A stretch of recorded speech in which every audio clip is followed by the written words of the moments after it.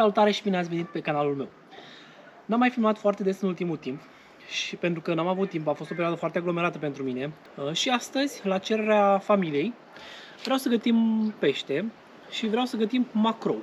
Este un pește care se gătește foarte ușor, foarte rapid, nu are foarte multe oase și nouă ne place foarte mult gustul.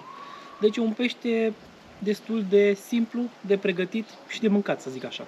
Așa că astăzi nu pregătim nimic complicat și gătim macroul pe care toți din familia mea îl îndrăgesc.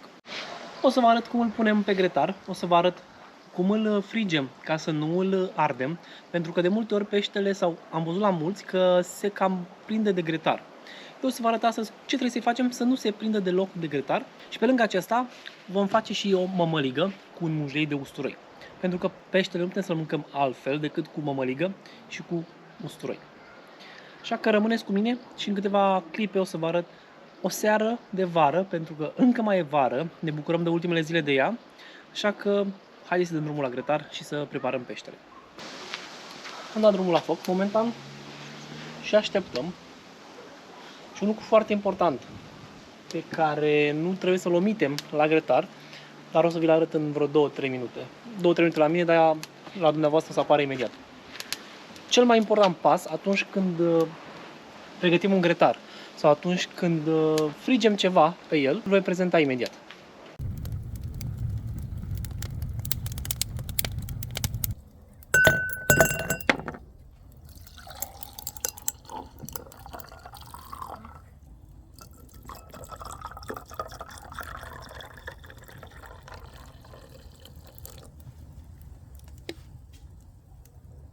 După ce am pregătit focul, mai are un pic și arde de tot, cel mai important lucru pe care trebuie să facem neapărat la un grătar este să punem un pahar de șpriț sau cine dorește bere, dar la pește sigur nu o să meargă berea. Așa că folosim un vin alb, dar îl facem mai de vară, ca să mai profităm de vremea frumoasă pe care o avem. Vă urez noroc și urmează să punem imediat grătarul să se ardă. Dacă nu arde în grătarul, să-l curățăm foarte bine, nu o să fie în regulă. V-am mai spus, eu țin grătarul afară, sunt animale pe afară și vreau să-l dezinfectez foarte bine.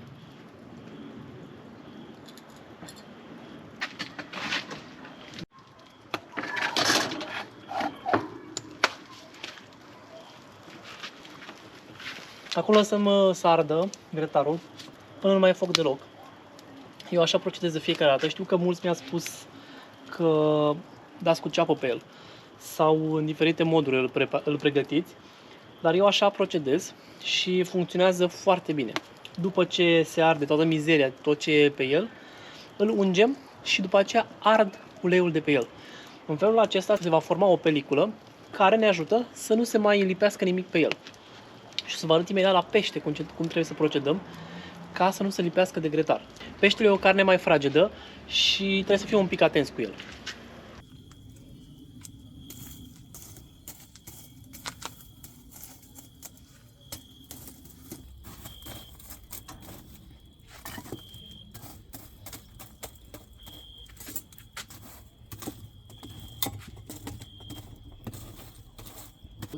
Lăsăm jarul un pic să se stingă, pentru că este foarte încins. Urmează să ungem grătarul cu ulei și după aceea lăsăm un pic să se ardă, ca să formăm o peliculă peste el.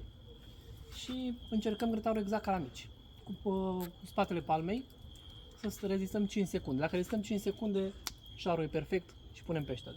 Acum, pentru că am foarte mult pește de pus și nu cred că o să-mi ajungă jarul, pentru că trebuie să fac în 2 serii, o să iau o mână de sare și arunc peste jar. În felul acesta o să am mult mai mult jar și o să-mi țină căldura mult mai bine.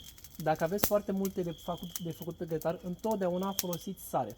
Aruncați un pumn de sare peste jarul vostru și să vedeți diferența.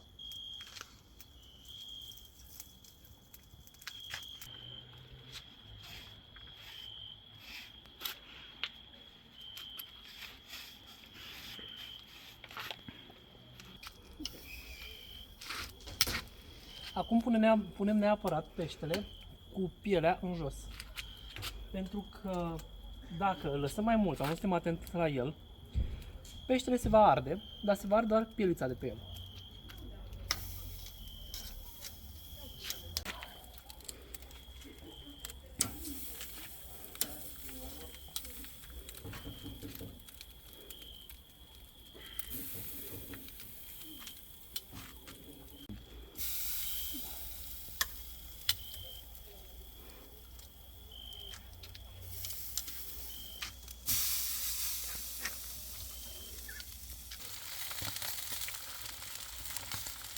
Peștele e aproape gata pe prima parte.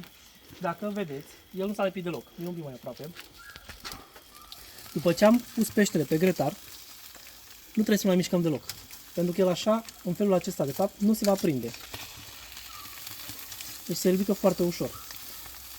Dacă începeți să-l mutați și să-l duceți după o parte pe alta, o să prindă pe grătar și se lipește tot. Și nu o să mai faceți nimic cu el. Așa că el când începe să albească, după ce a început să albească de fapt, înseamnă că e gătit mai mult de jumătate și puteți să-l întoarceți. Eu o să-l mai las 2-3 minute pe prima parte și o să-l întorc. Pe a doua parte îl mai las 3-4 minute în funcție de cum îl doresc eu. Dumneavoastră, dacă îl vreți mai uscat, îl lăsați mai mult. Dacă îl doriți făcut, dar nu foarte, foarte uscat, lăsați maxim 3 minute și el este gata.